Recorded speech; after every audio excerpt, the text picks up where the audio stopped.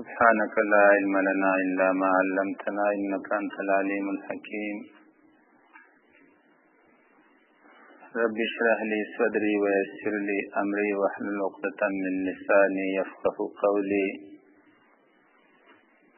أعوذ بالله من الشيطان الرجيم بسم الله الرحمن الرحيم يا أيها النبي إذا طلقتم النساء فطلقوهن لعدتهن وأحصوا العدة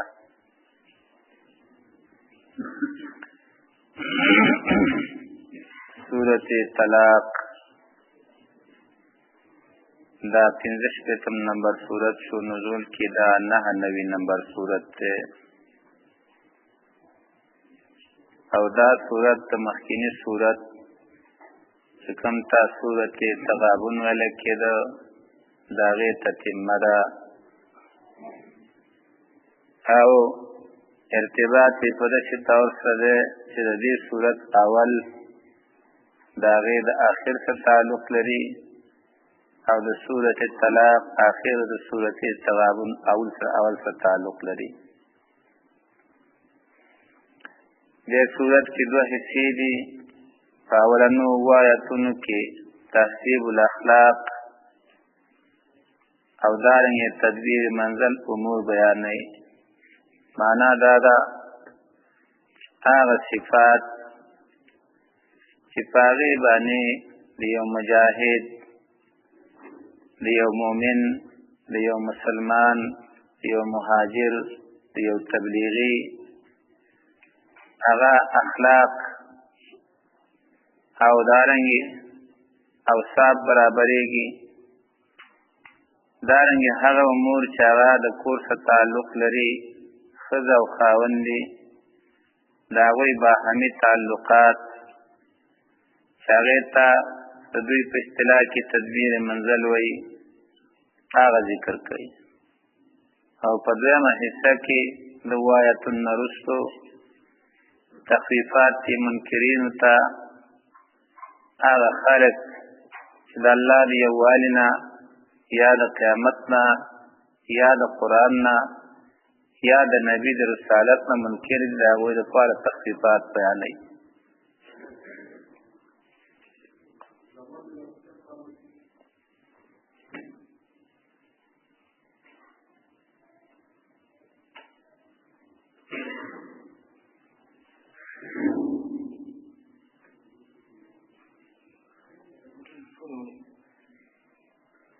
کوم خراب دی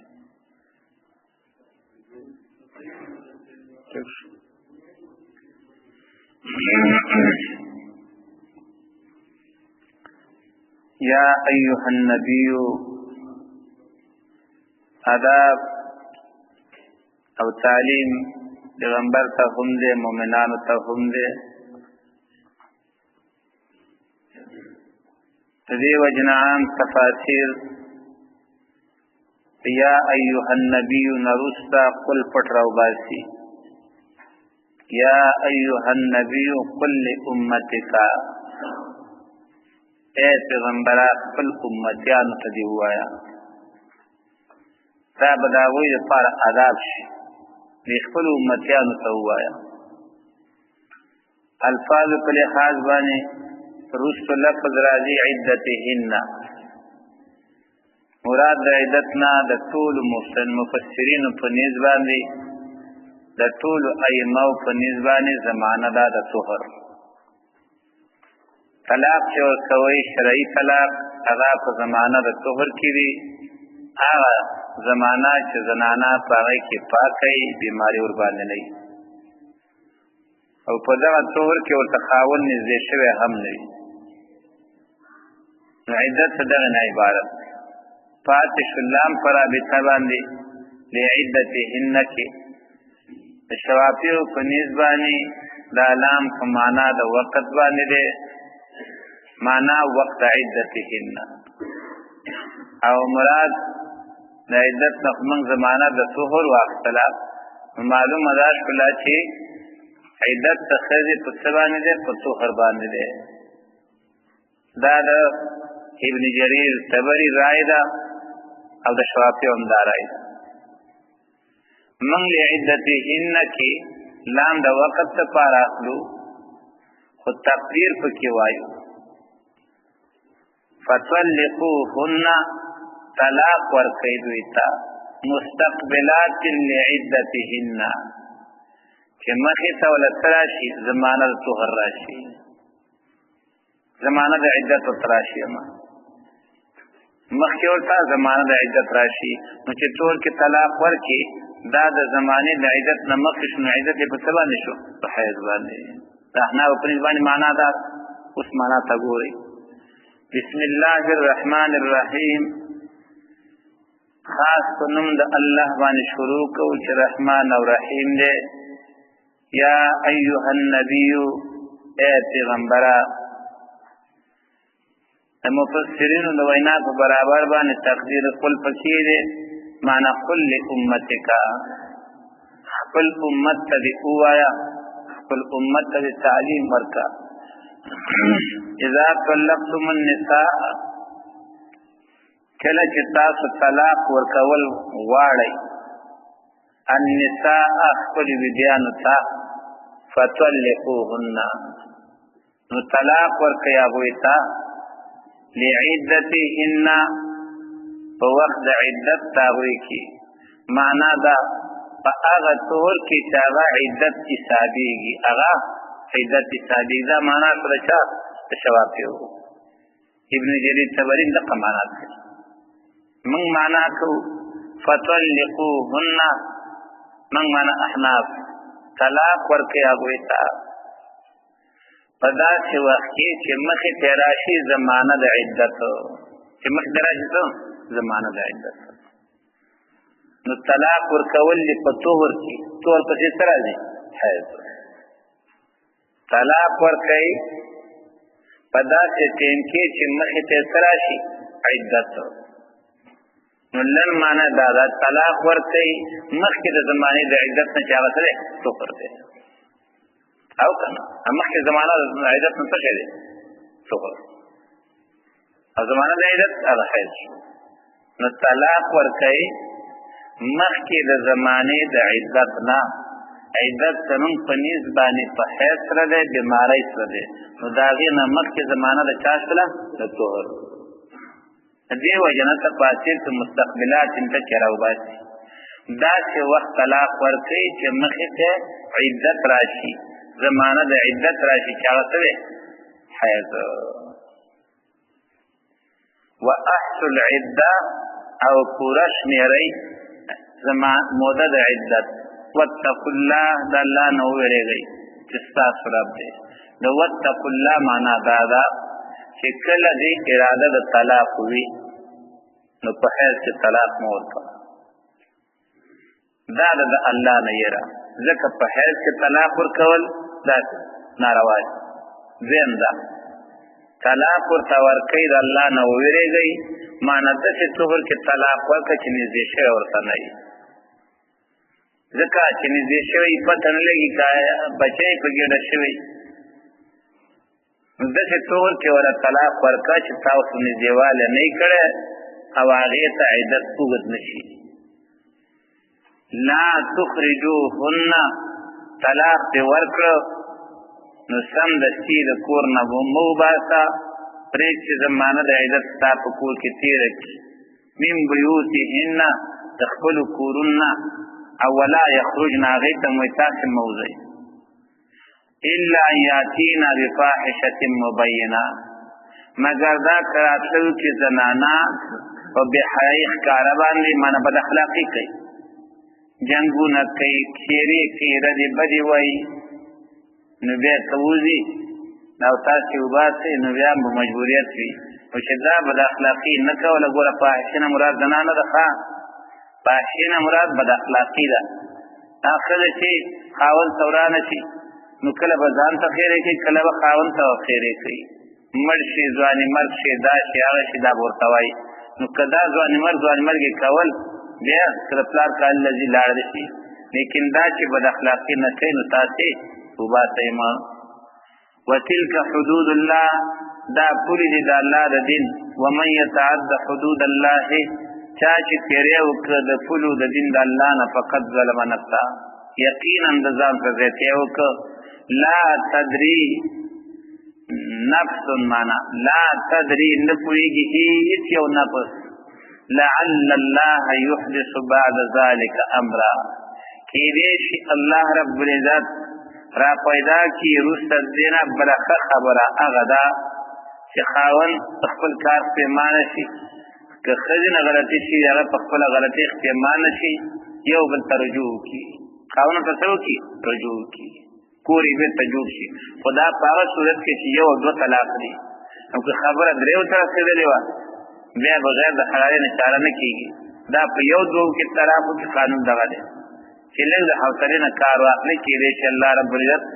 هغه ستاسو منځ کې چې څه خفګان پیدا شوی دی او هغه سبب ګرځېدلی طلاق و دا خفګان د منځ نه وباسي په منځ ته څه راشي روغه جوړه راشي نو خاوند ورته رجوع وکړي فاذا بلغنا اجلهن په دې دوران کې خاوند ورته رجوع ونه کړله فاذا بلغنا کله چې نږدې شي اجلهن دا زنانه خپلو نیټو ته فامسکوهن بمعروف او فارقوهن بمعروف نو بیا وساتئ دی لره په نیکه طریقه باندې معنا دا ده رجوع ورته وکړئ ځکه منځ کې زمانه د عدت ختمه شوې نه ده چې نه ده ختمه نو په رجوع باندې کار کېږي او چې زمانه د عدت ختمه شي بیا طلاق یې باین شوی به نوي نکاح کوي خبرانه پوهېږئ او په دې زمانه کې تش په رجوع باندې کار کېږي نو فامسکوهن ایثارې کړئ هغوی لره بمعروفین د شرعي قانون مطابق هغه څه ده رجوع ورته وکړئ او فارقوهن یا اجداد کوي بل طلاق هم بله ورکوي چې خبره غوسه شي بمعروفین د قانون شرعي مطابق واشهدو او ګواهان ونیسئ ذوی عدل منکم خاوندان د انصاف منکم له تاسو نه واقیموا الشهادة لله او ادروي شهادت خاص الله دپاره ذالکم یوعظ به دا حکم تاسو ته نصیحت کولی شي په دې باندې من کان یؤمن بالله هغه چاته چې ایمان لري په الله باندې که نارینه یو که زنانه والیوم الاخر او په ورځ سنۍ باندې ومن یتق الله یجعل له مخرجا چا چې یره وکړه د الله نه معنا دا ده پوره عقیده د توحید وساتله او د هر قسم شرک او ګناه نه ځان بچ کړو نو یجعل له مخرجا راوباسي او وبګرځي الله د هغه لپاره طریقه د نجات مخرج طریقه د نجات ويرزقهم من حيث لا يحتسب او خوراک ورکړي الله غتا رزق ورکړي غتا من حيث لا يحتسب د هغه طرف نه چې د خیال څوم راځي خیال ګوري ټول قرآن وګورئ ټول فقه وګورئ ټول احادیث وګورئ هیڅ چېرې هم څوک داسې یو آیات حدیث پیدا نه کړي چې هغې کې دا څوک وښیي چې الله رب العزت د خپلو بندګانو سره وعده د رزق کړې ده په کسب باندې یا په ملازمت باندې یا په زمیندارۍ باندې یا په تجارت باندې صرف یو تقوا ده چې په هغې باندې الله وعده کړې ده چې یو سړی تقوا اختیار کړي نو الله فرمایي زه به د هغې طرف نه رزق ورکم چې د ده په خیال کې هم نه راځي خیال کې حافظ ابن کثیر لیکلی دي چې عوف ابن مالک دا د مشرکینو سره بندي و او هغوی لاس خپې ورته تړلې وي په کوټه کې اچولی و لارې راغی رسول الله صلی الله علیه وسلم ته وایي د الله رسوله زوی مې د هغوی سره بندي دی څه به کوي ورسره رسول الله صلی الله علیه وسلم ته ویل صبر نه کار واخله بله ورځ بیا راغی بیا ورته ویل صبر نه کار واخله په درېیمه ورځ چې راغی رسول الله صلی الله علیه وسلم ورته وایي سم تقوا اختیار کوه هغه سم جواب ولېږه چې تقوا اختیار کړي دې دواړو اعمالو له زور ورک بله شپه دا پلار او مور پراته دي اوده دي او د ده د لاسون نه کړۍ الله همداسې پرانېستلي څوک نه راغلی دروازې ورته همداسې خلاصه کړه و چې کله بار راووته اوښان دي یو اوښ یې صرف په دې خاطر راونیو چې دی په سپور شي او ځان په مدینې ته ورسوي خو کله چې دی پر یو اوښ باندې سپور شو او را روان شو هغه نور اوښان خپله ورپسې را روان شو دی چې کور ته راورسېده دروازې وواله اواز یې وکړه مورې دننه ویل دا اواز په زما د زوی په شان ته دی پلار یې ورته وایي دا ته څه وایي د هغه په خپو کې لاسونو کې کړۍ پرتې دي او کوټه کې پروت دی او څه دا اواز د هغه په شان ته دی مجبور شو راپاڅېد دروازې ته چې راغی تپوس یې ترې وکړو څوک یې وایي زه پلانکی یم دروازې ورته خلاصه کړه چې ګوري اوږده رمه ورته د اوښانو ولاړه ده خو صحابه د الله نه وېرېدل تر هغې پورې دې اوښانو کې غرض نه کاو تر څو چې په دې کې د رسول الله صلی الله علیه وسلم پوښتنه ونه کړي سهار د وخته لاړو او رسول الله صلی الله علیه وسلم حالات بیان کړل هغه ورته وایي دا رزق دی الله تعالی د خپل طرف نه درکړو خورئ الله واقعا چې چا الله وپېژانده او تقوا یې اختیار کړه الله د دې طرف نه رزق ورکوي چې د هغه تصور کې هم نه راځي تصور کې او حدیث رسول الله صلی الله علیه وسلم دی ولو تتوکلون علی الله حق توکله که تاسو د الله په ذات باندې بروسه وکړه څنګه چې د هغه د ذات سره مناسب ده او دین هم ذریعه د دنیا ونه ګرځوله او نم دین مکتب وګرځاو چې زه به پرې ګټم ان رسول الله صلی الله علیه وسلم فرمایي لرزقکم کما یرزق الطیر الله به تاسو ته داسې رزق درکوي څنګه چې مرغانو ته ورکوي تغدو خماسا وتروح بطانا سهار د وخته تشې ججورې لاړې شي د جالو نه پاڅېږي ماښام چې راځي ججورو کې ځای دی زه چې کوم طرف باندې اوسېږم د دې نه دې خوا توپخانه ورته په دې کې غټې غټې ونې ولاړې دي دومره غټې غټې ونې دي چې ورته حیران شي نو دې ته کارغانو ټپوسان په دغه کې زیات شپې تېروي سهار چې ګوري دغه سیند طرف ته روان دي داسې رمې رمې روان دي او مازدیګر چې ګوري به د هغې خوا نه رمې رمې را روان دي الله رب العزت هغوی ته والله علم دا کوم ځای کې ورته رزق ورکوي او کوم ځای ورته ښودلی دی چې هر سهار ځه او هر ماښام واپس راځه یو ورځ کې خزاینه کوي او یو ورځ یې چېرته د لوږې نه مونږ په هوا کې ولیدل چې کوم یې راولېده او لاندې پرېوته او هغه وږی و الله دقسې رزق ورکوي خو په شرط دې باندې چې څوک الله رب العزت وپېژني او هغه اعمال اختیار کړي چې په کوم اعمالو باندې سړی متقي جوړېږي او د هغې لوی سبب او لوی ذریعه هغه ځان له شرک نه ساتل دي ومن یتق الله یجعل له مخرجا ویرزقه من حیث لا یحتسب داسې طرف نه ورته الله رزق ورکړي چې رزق ورته تصور کې نه راځي ومن یتوکل علی الله چا چې ځان وسپاره په الله باندې فهو حسبه دقه الله یې کافي دی دغه الله یې پوره دی ان الله بالغ امره یقینا الله پوره کوونکی د خپل کار لره قد جعل الله لكل شيء قدرا یقینا ګرځولې د الله د هر یو څیز لپاره خاصه اندازه صحابه جهاد ته لاړو په لاره کې ځي دومره څه نشته یو کجوره ورته ورکوي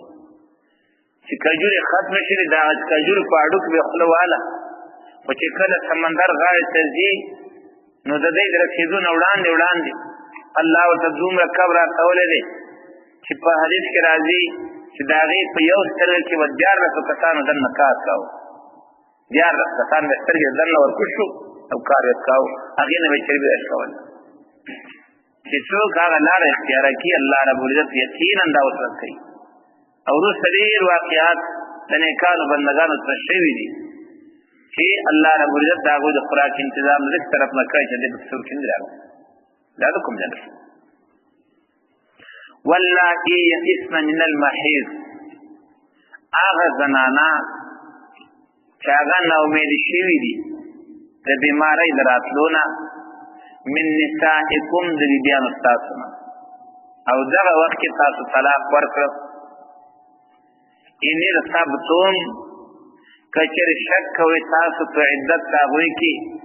چې راځي به بیماری راځي او یال بنوي یا به بیماری نه راځي څه به کوو درې بیماریو پورې انتظار نو الله فرمایي بیا داسې وکړئ فعدتهن 3 اشهر د هغوی عدت معنا موده د عدت چې څو ده 3 میاشتې ده 3 حساب ورته وکړه د ورځې طلاق نه راونیسه چې کله 3 میاشتې پوره شولې دا ښځه ازاده شوله د دې عدت نور ختم شو بل واللائي لم يحضن او هغه ښځې هم چې لا بیماري نه ده راغلې د هغې عدت په څه باندې دی په میاشتو باندې څو میاشتې به تېری 3 میاشتې و اولات الاحمال او هغه زنانه چې عیلې په غیړه ده د هغوی عدت څومره دی اجلهن عدت د هغو ان یضعن حملهن هغه دا چې بچی وشي په دې کې طلاق شوې ښځې او هغه ښځې چې خاوند ترې نه مړ په دې حکم کې دا دواړه شریکې یو زنانه د خاوند ترې مړ شو او د هغې عیل په ګېډه نه دی قرآن د هغې موده ښودلې وه 4 اشهر و 10 4 میاشتې او 10 ورځې خو یو زنانه ده خاوند یې مړ شو هغې عیل په ګېډه دی نو د هغې حکم څه دی وده د حمل اگر چې د علي رضی الله عنه قول دا دی چې دا به عدت تېروي په ابعد الاجلین سره لیکن د نورو صحابهو ټولو حتی که د خاوند دی دغه لمبا په تخته باندې پروت وي او د دې وده د حمل وشوله نو د دې عدت څه شو ختم شو ومن یتق الله یجعل له من امره یسرا ګوره دا لفظ درې ځای راځي یو مخکې راغی ومن یتق الله یجعل له مخرجا دویم ومن یتق الله یجعل له من امره یسرا دریم راځي ومن یتق الله یکفر عنه سیئاته ویعظم له اجرا دا جدا جدا محمل لري د مخکینی تقوا معنا دا وه چې ځان د شرک نه ساتي ځکه مؤمن دی مؤمن دې ته وایي چې شرک پکې نه وي د رستنی تقوا معنا دا ده چې د الله رب العزت احکام پوره پوره عملي کوي که ماموراتي کوي که منهیاتي ځان ته نه ساتي په امتثال او په اجتناب باندې احکام شرعیه هغه پوره ادا کوي که ماموراتي په امتثال باندې که منهیاتي په اجتناب باندې او رستنی ومن یتق الله د هغې معنا دا ده چې په دین باندې بیا ټینګ ولاړي او د شبهاتو نه هم ځان ساتي نو دا درې وړه تقواګانې جدا جدا معنا لري اول ځان د شرک نه ساتي دویم مامورات او په منهیاتو باندې پوره ولاړي ولا معنا څه ماموراتو باندې د هغې امتثال کوي د منهیاتو نه اجتناب کوي او وروستو معنا دا ده استقامت او د شبهاتو نه ځان ساتي ومن یتق الله چا چې یره وکړه د الله نه یجعل له من امره یسرا وبګرځي د هغه دپاره د کار د هغه نه اسانتیا ذلک امر الله دا د حکم د الله انزله الیکم تاسو ته رالیږلی دی ومن یتق الله چا چې یره وکړه د الله نه معنی استقامت یې وکړه او د شبهاتو نه ځان وساته نو یکفر عنه سیئاته لرې به کړي الله د هغه نه ګناهونه د هغه ویعظم له اجرا او دوی به ورکړي هغه ته څه اجر ویعظم له اجرا او دوی به هغه دپاره څه اجر اسکنوهن من حیث سکنتم ما تاسو ته ویلي د اووه ایتونو پورې هغه اخلاق چې پېښه کېږي هغه امور بیانوي او تدبیر منزل د کور د جوړېدو طریقه نو اولې مسله هغه ذکر کړه چې کوم طلاق سره تعلق درلود اوس ښځه ده طلاق منځ کې نه دي راغلي نو دې ته څنګه ژوند تېری اسکنوهن من حیث سکنتم من وجدکم اوسوئ دې ښځو لره د ځان سره من حیث سکنتم چرته چې تاسو اوسېږئ من وجدکم برابر د سوال تاسو مثال په طور مالدارې پیسې درڅخه شته ښه کور ونیسه ښه کور جوړ کړه کمزوری د خپل وسې مناسب کور برابر کړه هغه د ځان سره وسوه خو دا مه کوه چې ځان نه یې بېله کړي په کلونو کلونو چې لاړ شئ څه کې پیسې ګټم نو هغې د پلار کور کې ډوډۍ نه ملاوېدله تاسو څه وایي چې لمونځ ستا د پلار په کورونو کې خوراک نه ملاوېږي جامه ورته نه ملاوېږي دا ټول ورته ملاوېږي خو دې چې د پلار کور پرېښی دی خاوند دپاره پرېښی دی نو خاوند چې نه لاړ شي بهر کېږي د دې ژوند څه خوند دي او د دې څه مزه چې راغلی ږیرې سپینی د دې سر سپیني هغه د ژوند مزه پرې ختمه شي الله فرمایي اسکنوهن من حیث سکنتم وی اوسوئ د ځان سره کوم ځای کې چې تاسو اوسېږئ د خپل توان مناسب داسې نه چې الله په تا باندې زور کوي چې نه که هر څنګه هغې له به دغسې کور جوړوي او په دغسې کور کې به اوسئ نه د خپل توان مناسب او هغې ته م وایي چې ګوره ستا ټول ذمهداري ما د هغه په ذمه باندې واچوله ستا ټول ضرورتونه ما د هغه په ذمه باندې کېښودل نو تاله هم دا نه دي پکې ځان سپی جوړه چې ځان سپی نه جوړوي څه چې د هغه حق یې هغه به ته وپېژنې ستا چې څه حق دی هغه وپېژنې نو دا ژوند به تر مرګه پورې په مزې څه تېر شي نو اخوا هم بیا هم مزې وي ځکه حدیث کې راځي رسول الله صلی الله علیه وسلم فرمایي ایم امرأة ماتت وزوجها عنها راض کومه زنانه چې په داسې حالت کې مړه شي چې خاوند ترې نه خوشحاله وي نو رسول الله صلی الله علیه وسلم فرمایي دا زنانه به جنت ته ځي جنت ته هغې ته مو طریقه ښیي تاسې هم ښیي یو بل ته به ظلم زیاتیا نه کوئ او چې کله یقینا قرآن و حدیث د چا په کور کې راغله یاره زه ته قسم خورم چې دا د دنیا ژوند به ساز د جنت ژوند وي که بهر هر څومره پریشانۍ هر څومره درمنې خو چې کور کې ژوند وي جوړې چې راشي دا ټول غمونه ختم شي او چې بهر بیخي خلک یې په سر ګرځوي او کور کې سپی ساتلي نو چې راشي بیا به یاره څه مې کول چې دې کور ته راسم دې سارا کې خو مه کوه همدغسې سړی دی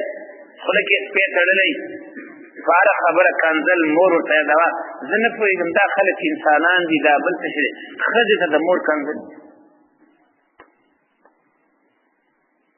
هغه مور خو ستا خواښې ده ظالمه هغه خو داسې ابد الاباد لپاره حرامه ده په کومه خوله باندې ته کنځل کوې څنګه د پلې له راځي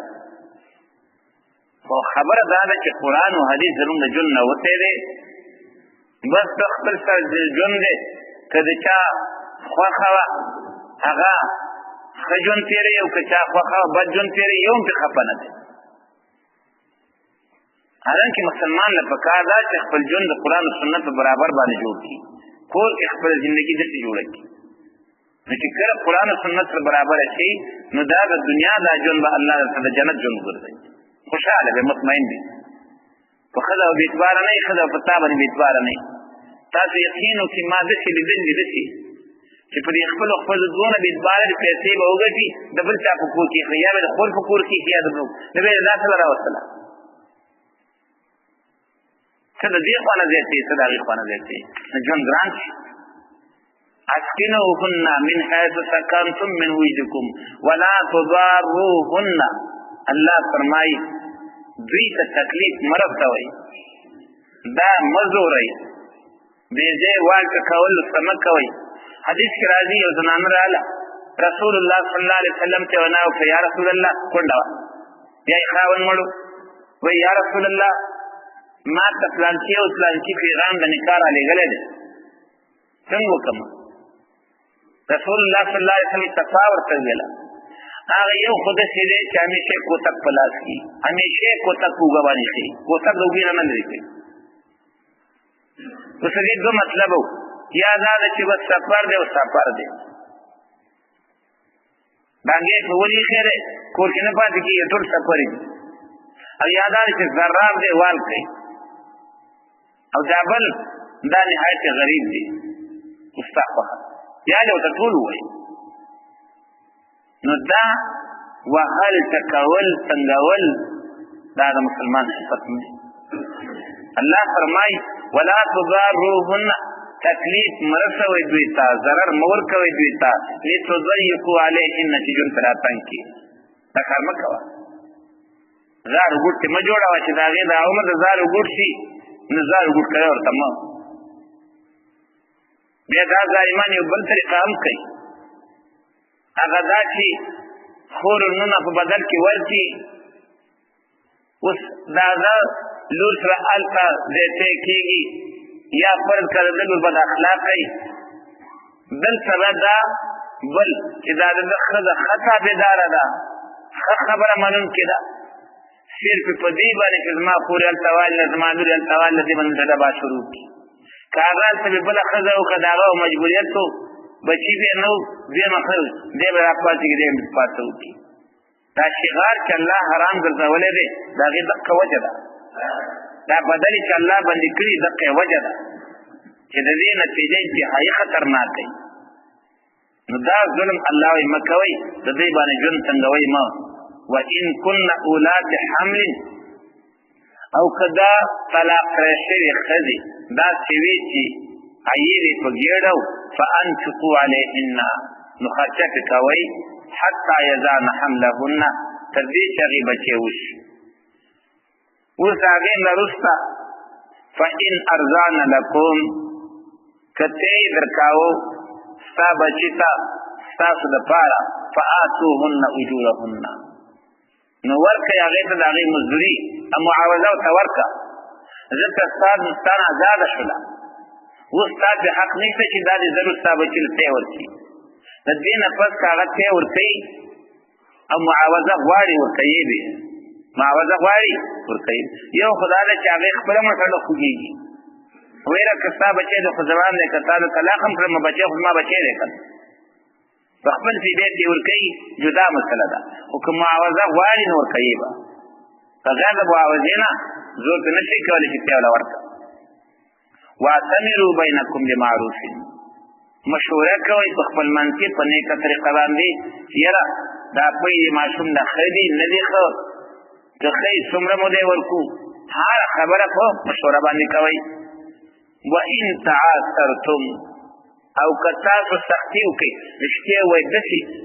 اصول چې په بل نظام کې بل قانون شته نه پوهیږم کوم شی په قرآن کې د خلکو لیدل دي چې د دې تاسو نګري او نور قوانین جوړي نور آیینونه جوړي په سیمه کې پاس کوي قرآن کې څه کوي د تاسو خیمه ده د چا د جون دغه تضمین پکې نشته د خزې پکې نشته د سړي پکې نشته د بچي پکې نشته د پلار پکې نشته څه کوي دي خو ظالمان دي چې د آخرت تباہی پسې شوي دي چې د آخرت پسې د خپل تباہ کی الله فرمای وان تعاثرتم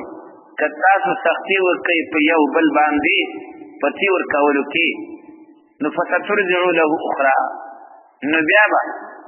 ورکړي دې ته عادت ته بل او زنانه امور ته وایي کته سختی ورکوي هغه بل زنانه ورسي او سړی ته وایي کدیره معاوضه ورکوي بل بنسي نشي بل نسي بل خامخانه چې معصوم نه کړ نو راشي یو بل سره د خو اخلاقونه کار واخلي وان تعاثرتم او کچه تاسو سختیو کې په یو بل باندې فترجعوا له اخرى نو پای به ورکړي د تبل زنانا ناغم به معاوضه غواړي وا نو دا د پلان لپاره عبرت شو چې بل له ورکه دی له ورکه امور ته وای کته ته ورته کې هغه بلوري نو ځنه خدای چې یو بل څه وکړي دا خو اخلاقونه کار واخلي فترجعوا له اخرى نو پای به ورکړي د تبل زنانا لينفق ذو ساعت خرچه دي کوي خاوند د وسعت او د پراختیا مالدار من ساعته د خپل مالداري مناسب ومن قدر عليه رزقه او هغه چې تنګ شي په هغه باندې خوراک دا او رزق دا نو فلينفق مما آتاه الله هغه دې کول دي خرچه وکړي دا هغه چې الله ورکړي معنا دا ده هغه د خپل شان مناسب وکړي غریب دې د خپل غریبي او مالدار د خپل مالدار خدا کار حمزه ته دي چې مثال په تاور باندې صلاح چې بازار کې څو خوراکو کې ځان کړی جوړ کی اواغ د نه لو یا بوجي چې پر رب شاکړي کور تراړي په ځوانه چې پر خوري دا ونه کې لينفق ذو ساعت من ساعته مالدار د خپل مالدارۍ مطابق خرچه کوي او غریب د خپل غریبۍ مطابق کوي. د هغه چې الله ورکړی دته لا یکلف الله نفسا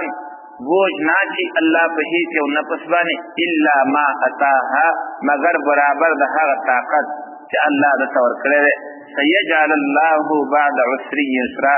الله اطمینان ورکوي زر دی چې وبګرځي الله رسل تمسیا ناسامتیا خوشحالي برابري. وکأي من قرية او ډیر د کلونه عتت عن امر ربها چې نافرمانی وکړه د امر د خپل ربنا ورسوله او نافرمانی وکړه د لارو د چان او د طریقو د نبینا د پیغمبرانو نه فحاسبناها حسابا شديدا الله فرمای ما حساب کړه هغه سره حساب تا عذاب لتراوس زری زری مثلا وعذبناها عذابا نكرا او عذاب ورکا کلیتا عذابا نكرا عذاب درتا فذاقت وبال امرها دا استخدمات ټول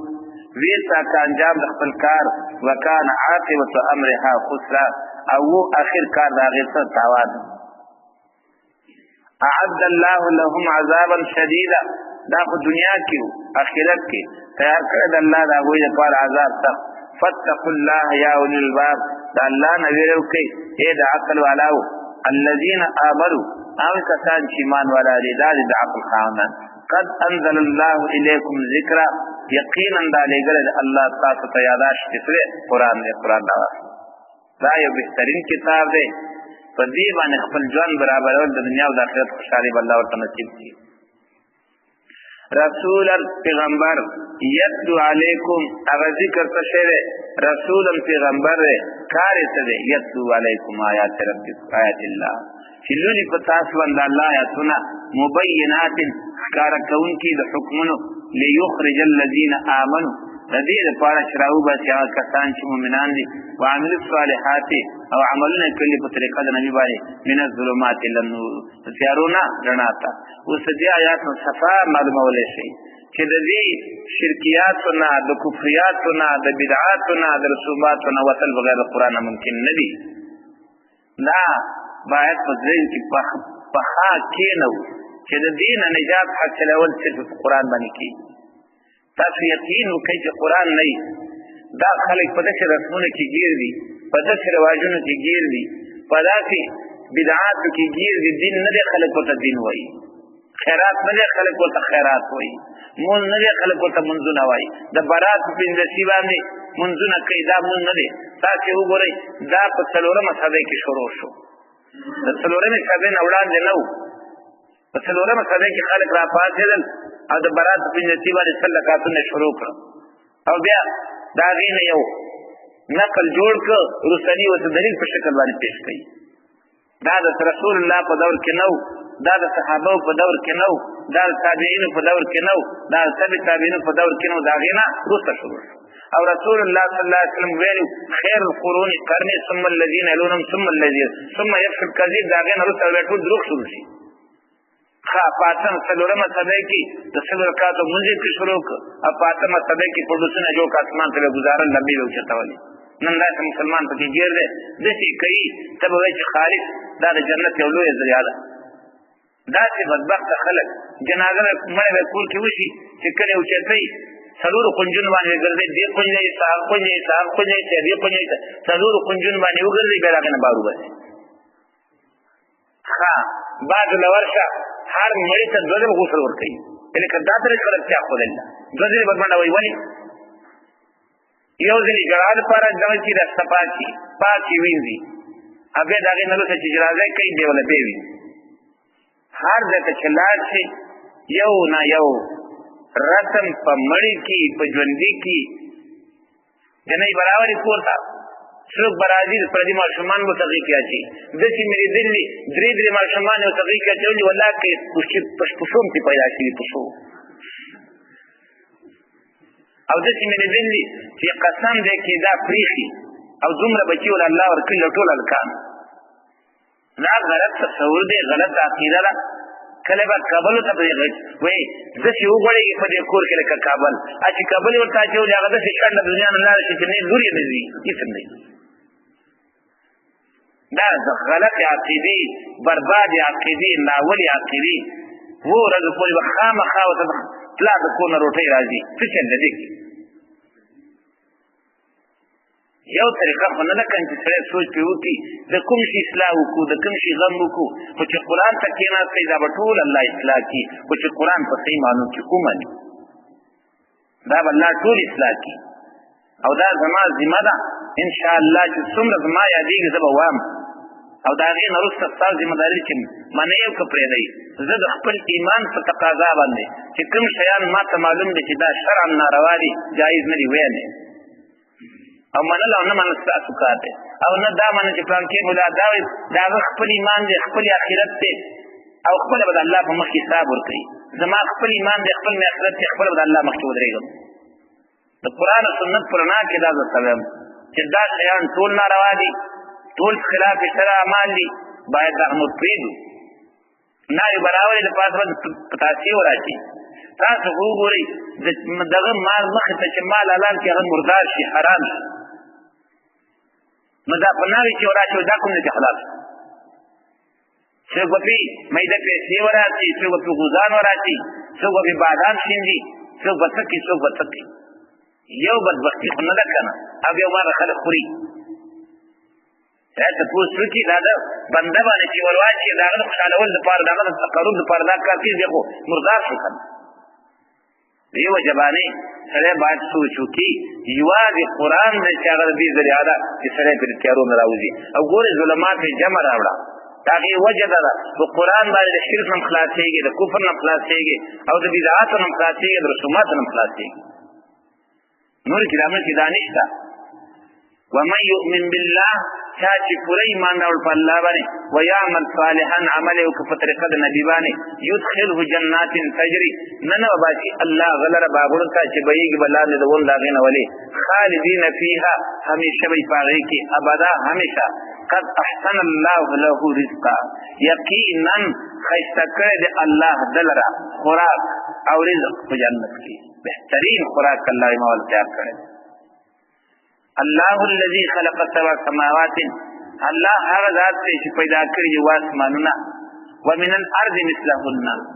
او د ځمکې نه په مثل د هغې څه معنا اسمانونه هم ودي ځمکې هم ودي او د دې اووه معنا دا نه ده چې کوم طبقات دي ایشیا ده افریقا ده امریکا ده اسټرالیا ده دا نه ده هو به هو څنګه چې اسمان طبقې دی دغسې ځمکه هم طبقې ده لیکن په دې کې بعضې خلک بیا اضافه کوي هغه وایي د قرآن نه خو دا ثابته شوله چې ځمکې ودي اوس اخوا دا بیا خلکو پسې حدیث جوړ کړو او وروي صحابه پیغمبر باندې چې په هره ځمکې آدم دی په شان د آدم زمونږه او په هره ځمکه کې چې دی نوح دی په شان د نوح زمونږه او په هره ځمکه کې محمد دی په شان د محمد زمونږه اوس دې سره بیا څه دا پکې د خلکو اضافي دا د خلکو زیادت دی صرف دا ثابته خبره ده چې ځمکې ودي او قرآن هم داسې وایي او حدیث کې راځي رسول الله صلی الله علیه وسلم فرمایي چا په دنیا کې د چا یو لیش ځمکه قبضه کړه نو الله رب العزت به ورته قیامت کې تر اووه ځمکو پورې غاړې ته ور واچوي